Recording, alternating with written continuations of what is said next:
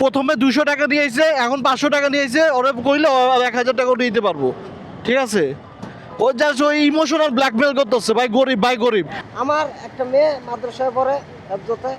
আমি বাড়িতে কালকে আমি সকালে নামছি, এই গাড়িটা নিয়ে বাইরে গেছি। আপনার নাম কি? আমার নাম মোহাম্মদ আশরাফুল ইসলাম। এই হ্যান্ডেলটা আমি নিয়ে যাবো কেমনি? আমি তো এটাই বুঝতেছি না ভাই। এমনি আর গাড়ি চালায়ও না, ঠিক আছে?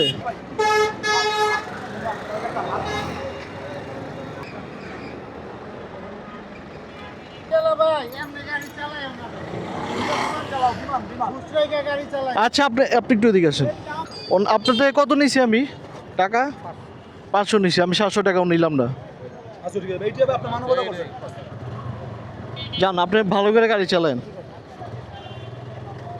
বুঝছস?